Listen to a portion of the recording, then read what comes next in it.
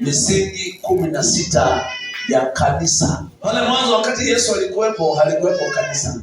Wakati Yesu akiwa hapa duniani halikuwepo kanisa. Mpaka hapo aliposema, mpaka hapo alipoondoka, sawa, ndipo kanisa likaanza. Sasa walikuwepo tu watu ambao walikuwa wameandaliwa. Kanisa ni wewe, jamani, amina.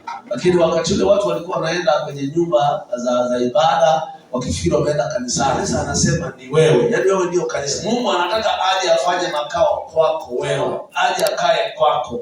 Alafu Mungu akikaa kwako, alafu wewe unakaa ndani yake. Sasa tujifunze misingi 16 ya kanisa la TNA na msingi wa kwanza. Lakini kabla ya hapo, tunasema hivi, tunaamini kwa dhati kuwa Biblia ndiyo mwongozo wa imani ya matendo katika maisha yetu ya Kikristo. Tamko hili ndilo msingi wa ushirika wetu.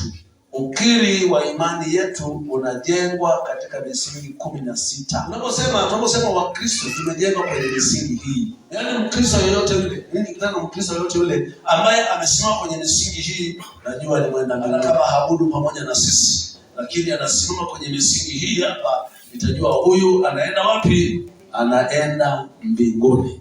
Naomba tusome Wakorintho wa kwanza sura ya kwanza mstari wa 10. Na tutasoma pia Tendo 2 mstari wa 40. Wakawa wakidumu katika fundisho la mitume na katika ushirika na katika kumega mkate na katika kusali.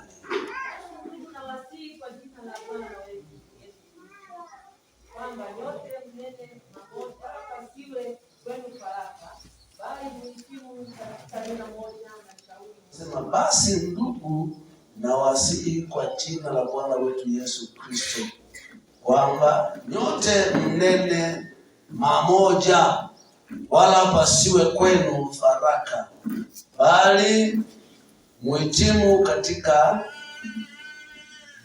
nia moja na shauri moja. Baba, katika jina la Yesu Kristo, ninakushukuru Mungu kwa sababu ya siku nzuri ya leo ambayo Bwana umetukutanisha. Nawe umesema tu faida utufundishe tupate kukuelewa wewe. Tuko hapa kuanzia asubuhi. Mungu, tunahitaji msaada wako. Asante kwa kuwa wewe ni Mungu wetu. Tembea pamoja na sisi, ulikamilishe neno lako. Katika jina la Yesu tumeomba na kuamini. Wote tuseme amina. Amina. Watu wajifunza misingi 16. Tunaanza leo kujifunza misingi 16 ya Upentekoste. Msingi wa kwanza ni maandiko yaliyovuviwa. Maandiko yaliyovuviwa. Tunaamini haya maandiko, hii Biblia ni maandiko yaliyovuviwa. Yaani yako hai. Sawa? Ni pumzi ya Mungu, ni maneno ya Mungu. Yako hai mpaka leo. Bado ni pumzi inayoishi mpaka leo. Hivyo ndivyo tunavyoamini sisi na Biblia hii. Na tunaamini yote haya walioandika ni watu, lakini walikuwa wamevuviwa na nani?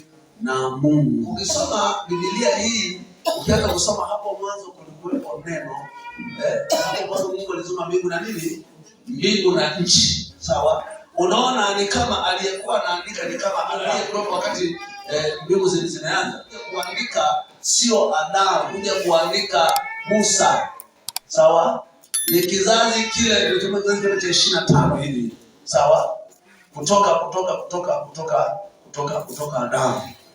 Ndio aliyevuviwa kuandika. Kwa hiyo akawa anaandika yale ambayo Mungu anamwambia andika. Maana kwanza yeye hapo mwanzo Mungu aliziumba mbingu na nchi.